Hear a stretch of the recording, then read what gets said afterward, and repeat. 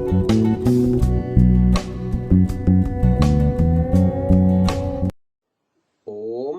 नमस्ते जी। 58वीं श्रव्य कणिका वैदिक संपत्ति, इसके लेखक हैं पंडित रघुनंदन लाल जी शर्मा। पुस्तक का संपादन एवं परिवर्धन स्वामी जगदीश्वरानंद जी सरस्वती द्वारा हुआ है। पुस्तक प्रकाशित है आध्यात्मिक शोध संस्थान नई दिल्ली द्वारा। हम द्वितीय खंड में आपको वेदों की अपौरुषेयता के विषय में बता रहे थे, जिसमें विकासवाद की बात चल पड़ी थी, और 7 विद्वानों के विषय में जिनकी योग्यता हमने गत श्रव्य कणिका के अंत में आपको बताने की चेष्टा की कि इन लोगों के द्वारा जो भाषण किया गया उसको लेखबद्ध पुस्तकाकार भी किया गया है, और इनके ये विचार वर्तमान स्थिति सूचक अप टू डेट है, जिनमें से वर्तमान विज्ञान के विषय में लेखक आगे लिखते हैं। विज्ञान वेत्ताओं ने पुराने विज्ञान में क्या क्या फेरफार बतलाया है उसका हम यहाँ दिग्दर्शन कराते हैं। वर्तमान वैज्ञानिक पुराने वैज्ञानिकों को पुराना कहकर उनके मत का अनादर करते हैं। प्रसिद्ध विद्वान हैकल डार्विन मत के पोषक थे। उनके लिए प्रोफेसर बाटमली कहते हैं कि हैकल का पुराना भौतिक स्कूल वर्तमान युग से बिल्कुल दूर है। That is the old materialistic school, Haeckel school, if you like, which let me tell you is hopelessly out of date and antiquated. इसी प्रकार हेकल की पुस्तक द रिडल ऑफ यूनिवर्स का उत्तर जिस पुस्तक में दिया गया है उसका नाम विनोद के रूप में the old riddle and the newest answer, रद्दी विचार और नूतन उत्तर रखा गया है। धर्म और विज्ञान नामी पुस्तक में एक अन्य विद्वान अपने अनेक विचारों को नवीन अर्थात 10-20 वर्ष के कहता है। And all the theories of matter advanced during the last 20 years are based on the conception or postulate of non-material. That is the latest science. The science of colloids is quite a new one. It has only been worked at really seriously within the last dozen years. नवीन वैज्ञानिक कुछ समय पूर्व संदेहवादियों यानी agnostic को समय से दूर बतलाते हैं और नवीन खोज करने वालों को धन्यवाद देते हैं। इस विषय में पाद टिप्पणी है, Not very long ago it was to some extent fashionable in scientific circles to be an agnostic, but today a man who glories in his ignorance is blamed and not lionized. The attitude is quite out of fashion thanks to the labors of science. Science and Religion, page number 85 and 86। आगे, पहले की अंधी प्रकृति के हाथ में न रहकर उस प्रकृति को अपने हाथ में रखने की शिक्षा देते हैं। इस विषय में पाद टिप्पणी मिलती है, progress is made more rapidly and more economically by rational than by natural selection, and that the time has arrived for man to control his own evolution of leaving it the blind forces of nature. आगे, विकास को मनमाना नहीं प्रत्युत नियमबद्ध होकर कार्य करने वाला बतलाते हैं। इस विषय में पाद टिप्पणी है, science and religion, page number 16 में, what is evolution? Unfolding development, unfolding as a bud unfolds into a flower, as an acorn into an oak. Everything is subject to a process of growth, of development, of unfolding.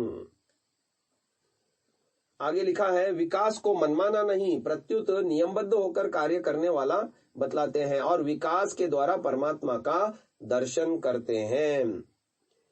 इस विषय में पाद टिप्पणी है, and it is just here that religion completed the wonderful story of evolution, gives us the purpose of the universe and reveals the eternal energy behind all, not as simply the impersonal infinite energy which is a non-material something, but reveals the infinite as a personal God.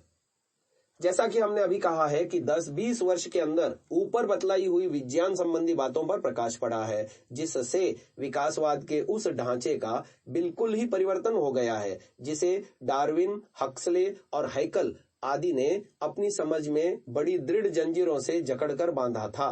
Darwin के समय का संसार केवल प्राकृतिक था, उसमें किसी चेतन, ज्ञानी, परम तत्व जैसे पदार्थ की आवश्यकता न थी। परंतु अब परमेश्वर जैसा तत्व समस्त विज्ञान मंडली को स्वीकृत हो गया है। अतः डार्विन की प्रकृति अब स्वेच्छाचारिणी नहीं रह सकती। नवीन विज्ञान ने अब दूसरा जीव जैसा पदार्थ भी स्वीकार कर लिया है। साइकोलॉजी, फ्रेनोलॉजी और स्पिरिचुअलिज्म के पंडित जीव का अस्तित्व और उसका जन्मांतर भी स्वीकार करते हैं। इन दोनों तत्वों के मान लेने पर इल्हाम अर्थात ईश्वरीय आदेश और मोक्ष अर्थात ईश्वर प्राप्ति का सिद्धांत भी प्रकाश में आ जाता है।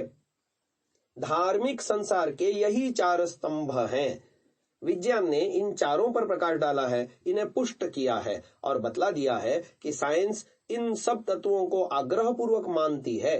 ऊपर कही हुई 4 चीजों के मान लेने पर मैटर अर्थात प्रकृति स्वतंत्र नहीं रह सकती, उसे नियमबद्ध होकर काम करना पड़ेगा। ऐसा नहीं है कि परिस्थिति का बहाना लेकर प्रकृति से उल्टे का सीधा या सीधे का उल्टा करा लिया जाए।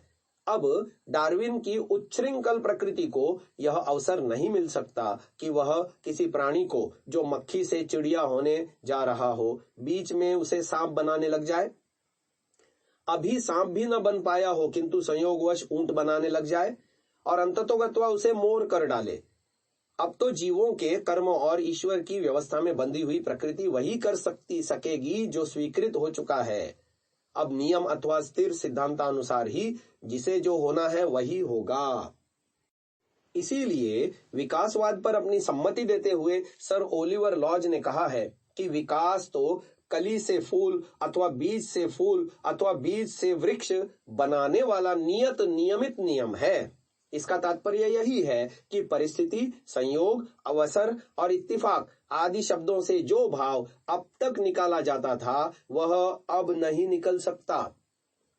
नवीन विज्ञान के सिद्धांतानुसार संसार के अनेक प्राणी ऐसे पाए गए हैं जिन्होंने अपने आदि जन्म से लेकर अब तक अपना रूप तनिक भी नहीं बदला। ये स्थिर शरीर वाले ही कहलाते हैं। इसके अतिरिक्त प्रोफेसर सोलस, कीथ, शिम्पर, हेकल और डॉक्टर चर्च के अनुसार अब तक यही स्थिर था कि मनुष्य को हुए 8,20,000 वर्ष हुए और इसी अवधि में उसने इतनी उन्नति की। परंतु जब से मिस्टर जॉन टी रोड को नवादा में एक 60 लाख वर्ष का पुराना जूते का तला पत्थर की दशा में मिला है, तब से विकासवाद का रहा सहा भी खेल बिगड़ गया है। पृथ्वी की आयु अब तक जितने भी प्रकारों से स्थिर की गई है, उन सब प्रकारों में से कोई भी प्रकार इस जूते के कारण विकासवाद की सब कड़ियों को उत्पन्न करने में अपना सामर्थ्य नहीं दिखला सकता।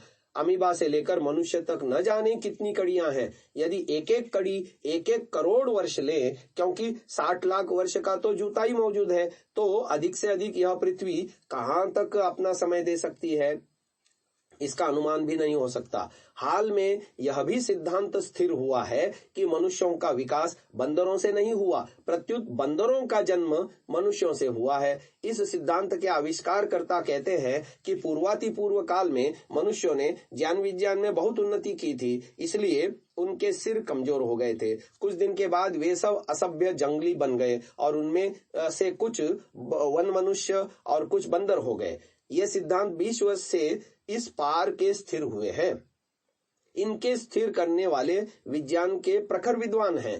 पूर्व के विद्वानों से इनके सिद्धांत अधिक बलवान इसलिए मानने चाहिए क्योंकि इनको पूर्व के विद्वानों का ज्ञान मिला और उसमें इन्होंने अपने ज्ञान के द्वारा वृद्धि की। उस बढ़े हुए अनुभव के द्वारा उपर्युक्त बातें निश्चित की गई हैं, अतः वे पहली पुरानी बातों की अपेक्षा अधिक माननीय है। इसलिए अब ऊपर के समस्त सिद्धांतों को ध्यान में रखकर सृष्टि की उत्पत्ति का क्रम इस प्रकार हो सकेगा।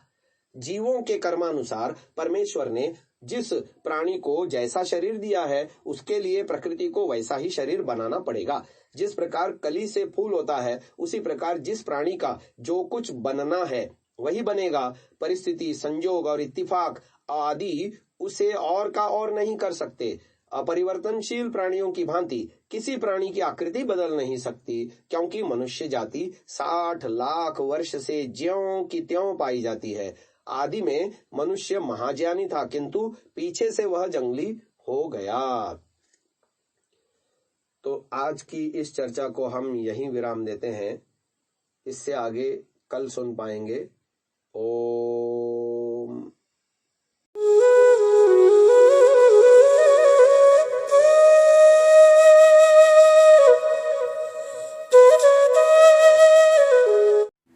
Download Sansa app, R Virdal app, visit sansa.org, rvirdal.in।